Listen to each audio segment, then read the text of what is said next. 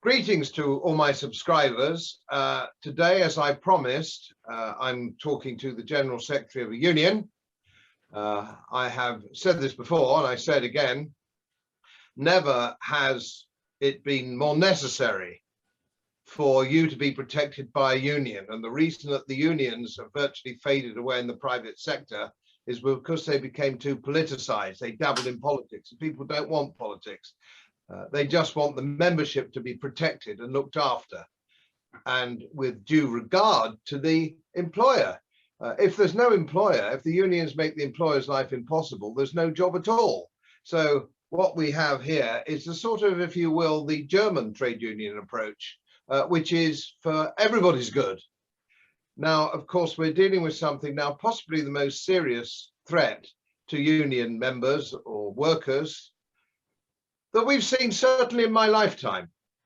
So bad is this, there is law against the compulsory injection of drugs into people, and that follows the Nuremberg Accord post 1945.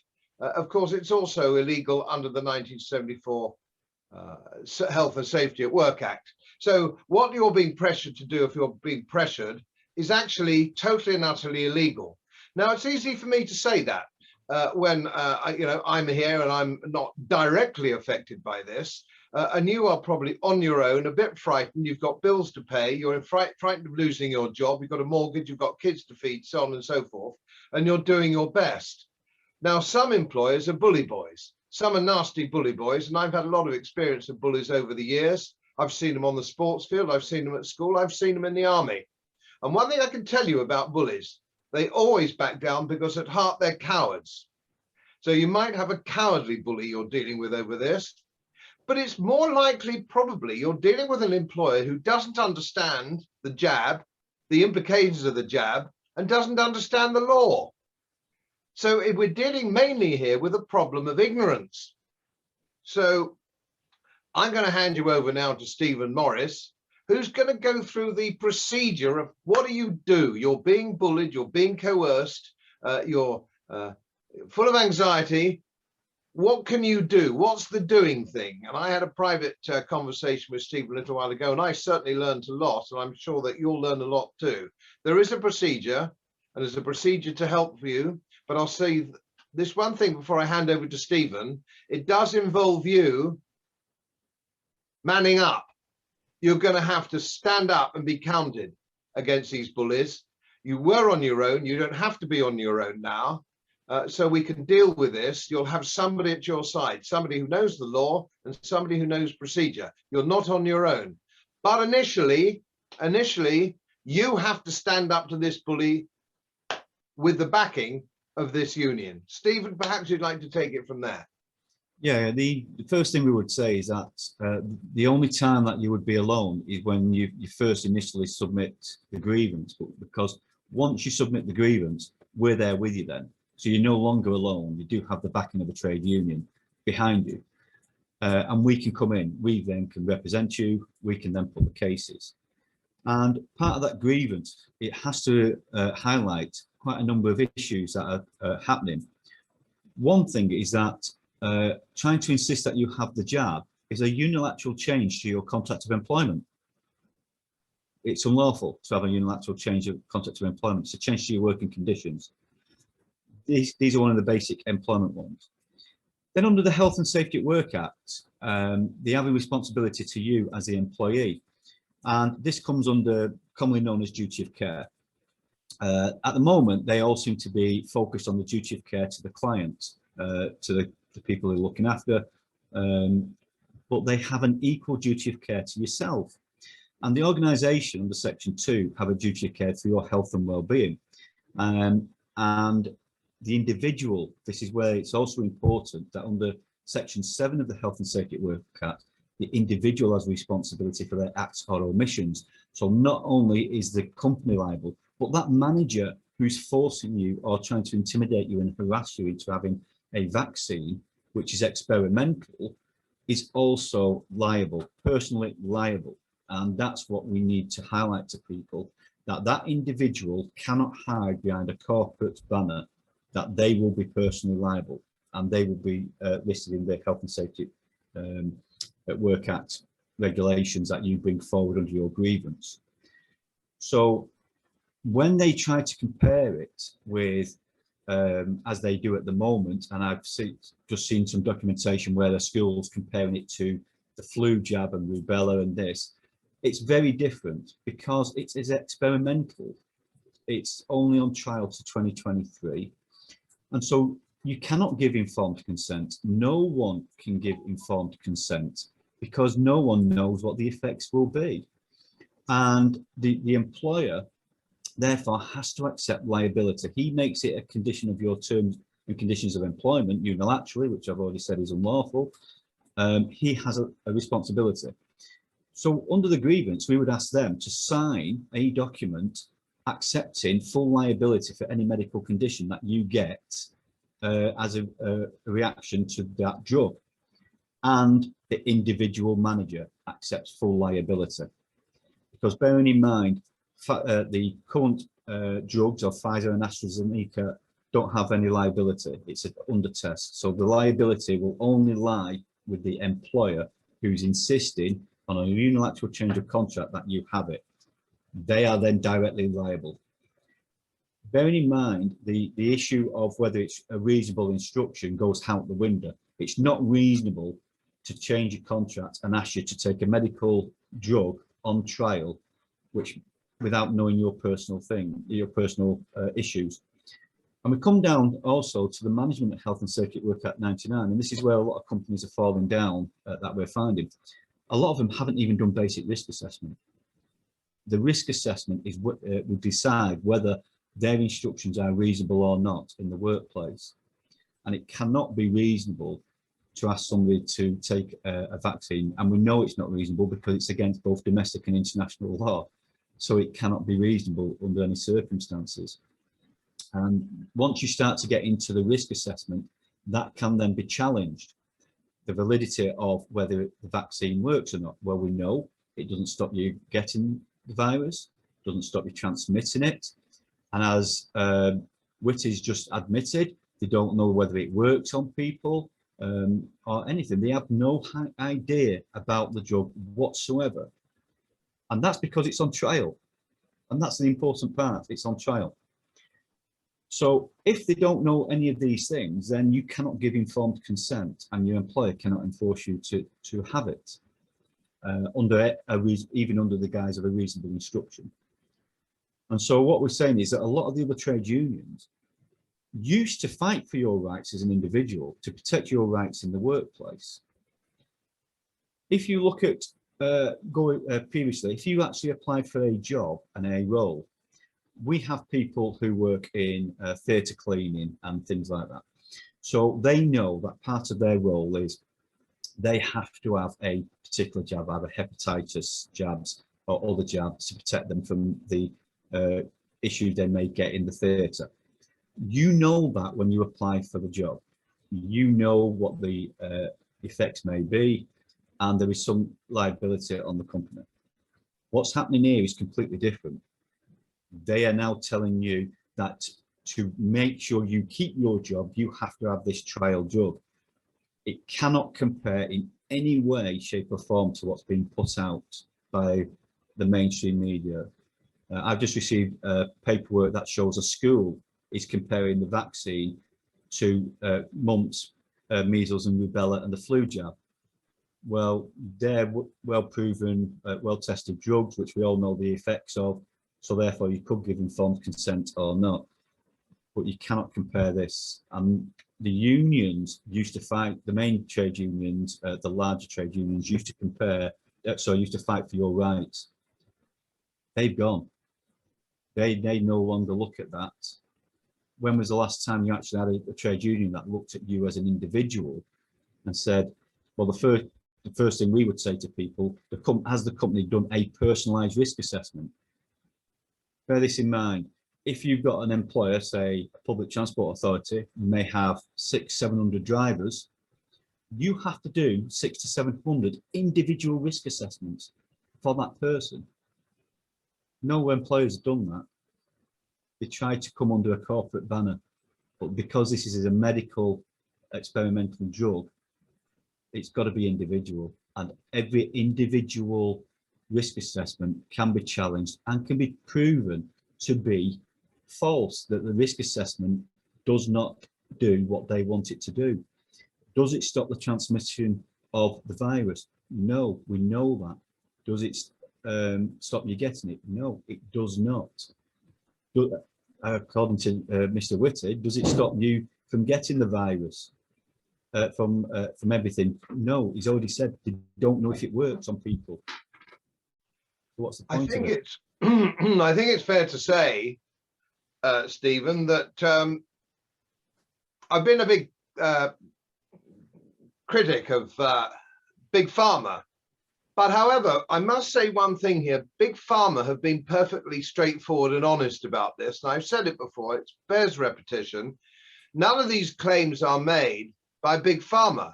Big Pharma say it won't stop transmission. It won't stop you getting the bug. It's possible it might stop you getting such a bad run of the bug and these various other things. So Big Pharma have actually been pretty straightforward.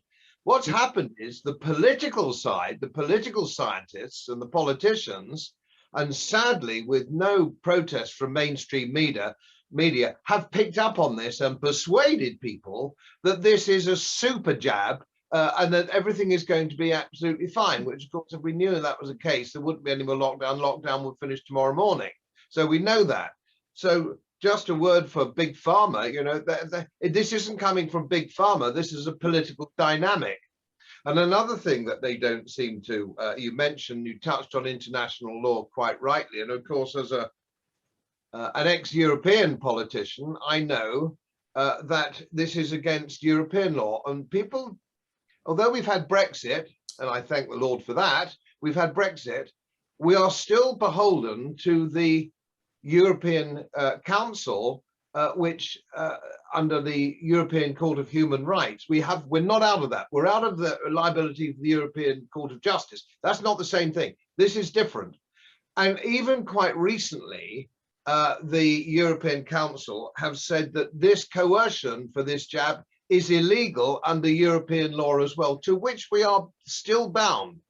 So there's another umbrella here on top of pretty watertight British law, English law.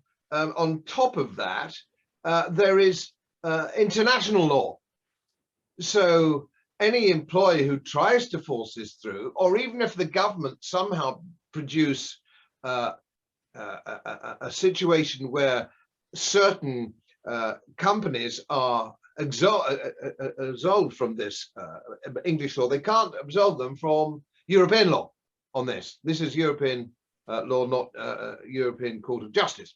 So there's a double whammy here. And so it brings me back to the belief that there are two things here. Most employers are simply ignorant of the legal position. Most employees are ignorant of the legal position. And mainstream media, of course, are totally, maybe willfully, ignorant of the position. I don't know. They always seem to not be interested. They always seem to be standing up for the political dimension and never the individual. So these are the things that we've got. So let's say there's somebody watching this, and I've had hundreds, and I know you've had hundreds of letters and messages saying, I'm terrified, what can I do? I don't want the jab, but I've got a family to feed. Now, you've mentioned the grievance procedure. What do they do now? What's the thing when they finish looking at this clip, and perhaps your website, Stephen, and my website, which has now a very big page of over 500,000 words on my health page, of every aspect of what this jab is. You can find out what the jab is. You can make yourself quite an expert just on my website alone, but there are other websites. So in conjunction with your website and my website, can you just guide people onto the target at the, okay, this clip finishes, what do they do? Well, obviously they'd need to join a union, because without that, we can't go in. Once they're with a union that will represent them, then we can legally represent them in that grievance process, and the company cannot refuse. That is that. We will then help them with their grievance letter. That's the individual putting their grievance letter to him, but then we follow it up with our own letters to the employer. We have an open letter on our website which highlights the issues to do with COVID vaccination. We will follow that up with the managers, We will also send that to the CEOs of the organisations, making sure that they're fully aware that as individuals, they are liable as well. So it's a two-pronged attack, both from the individual and from the union side. We do have a branch that's operating in Wales, and they've been getting really good results from writing to schools, writing to care homes, just as in some respects as parents or carers, and in some just as concerned residents of the area on how their children are being treated in the schools, highlighting the issues on the vaccine. So we will then write to the employer, basically showing them the legal status of it, and that if they pursue it, then our employee is not alone. So their employee is not alone. They do have the backing, and we will pursue it to its ultimate goal, which is to make sure that that employer does not victimise the member or the employee in any way, shape, or form. That's the way we've got to do it. That's sound advice. So if you're watching this, and I know that hundreds of, if not thousands of you are wondering what to do, that's the proactive thing. You've got to be proactive. And if you're a little bit, feel a little bit lonely on this, you won't be the only one at work. Discuss it with some colleagues at work and come to the union together. Join the union together. Put your letters in together so that you feel that you've got a few mates around you at work that are taking the same path. As I say, I think you'll find that the employers are mainly ignorant, and they will back off quite quickly. I can assure you, after 10 years in office, when I drew people's attention to the implications of any legal situation such as this, they backed off extremely quickly. Nobody likes getting into a situation. Law's expensive, law's difficult. But as I say, they probably just don't know what they're doing. Middle management don't know. It's possible the CEO of the company, the top man, doesn't actually know what his middle management have said further down the chain of command. So be proactive. We've got all our ducks in a row at this end. You just need to do these things. Join the union. That's get on with that. Yeah. And Stephen will just endorse the fact that they will take up your case straight away. Normally, most trade unions expect you to be a member for 3 months before they begin to take up your case, whatever that case may be. Stephen's very kindly said, no, just a minute, this is an emergency here. As soon as you join the union, we're on the side. So you can get your grievance letter in, and your employer can have a warning shot across his bows within the next 10 days. Probably, am I right, Stephen? Yeah. There's another thing as well. If there's a group of employees that go in, obviously there's a few things. If there's a lot of grievances going in from one employer, bearing in mind if you get over 50% of a work group in a defined work group, then you can try to force through a recognition agreement and force the employer to recognise you. But on an individual grievance, if they've got a number of employees going in, you think how costly it's going to be for a manager to hear if these 10 people suddenly put in 10 grievances, that manager's got to hear every single one of them, and he has to deal with it fairly, or he may have to deal with us as a group. But suddenly when you start to get these grievances, and like Godfrey's just said, the managers don't really know an awful lot, and you'll find that some of these big corporations, the HR doesn't. The basic one that any HR should know is the rights to representation. We've dealt with many companies, including the NHS, whose HR advisors don't know the basic rights to representation until we point it out to them. And it's basic law. So if they don't know that basic side of employment law, there's a very good chance they haven't got a clue about the law pertaining to enforcing employees to change their contract and take a vaccination. We can near enough guarantee that. I would also suggest to people watching this clip before we wind up that one of the things that I always think is important is that sadly the unions, if you will, a lot of the big unions have joined the establishment now. both mainstream media, public service broadcasting, a lot of the press are part of the establishment. Nobody's looking out for the individual. Nobody's looking out for the little guy anymore. You're being crushed beneath the wheels of these monster corporations. Even only just today, you see so-called scientific legislation going through where there's no basis of science whatsoever. It's a politically driven agenda. Your protection should have been mainstream media. It should be the press, which has historically been your protector. The opposition are in favour of all this. So there's no opposition in the House of Commons. They're all going with it. The whole of the establishment is behind this. But the law, if properly used and properly utilised, is a shield. The law should be a shield for the individual, not a stick with which to beat the individual. And that has never been better actually portrayed. I think perhaps Steve might agree with me. The Windsor Boy by Terence Rattigan, the Windsor Boy, which is a famous play. It's how the little guy can, with the right of law on his side and the right support, can win through in the end, and you will win through. I'm staying on the case. I'm going to stay on the case. Stephen is professionally on the case, thank goodness. And we're going to keep you informed with updates, so on and so forth. As I say, the first thing you really need to do is to join Stephen's union. That's the main thing. And once you've got that, you've got your big mate in the schoolyard. Do you want to wind up, Stephen, there? Yeah, just so they're aware, we politically neutral. That's one of the things. That's one of our core things.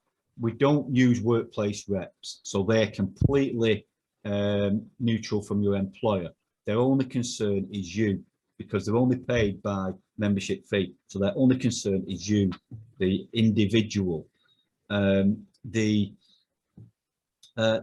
don't keep a lot of details on members. So the only thing we have to officially report is the sex of an individual, either male or female, because we treat you as an individual. And especially on this case, every single person is an individual, because the welfare is individual to that person. And the unions, the other unions, are just ignoring that. They're trying to say, oh, have it, what's the problem? Well, the problem is you have rights, and your rights need to be protected. And don't forget, we can also look at doing class actions, all this kind of thing against the employer. But a lot of our reps also have experience of both the management side and the workplace. I spent 15 years in retail management and 15 years in public transport covering all roles. Most of our reps are all ex-managers of some sort. So they see both sides, and they see the failings from the management side, but they know how to treat the employees right.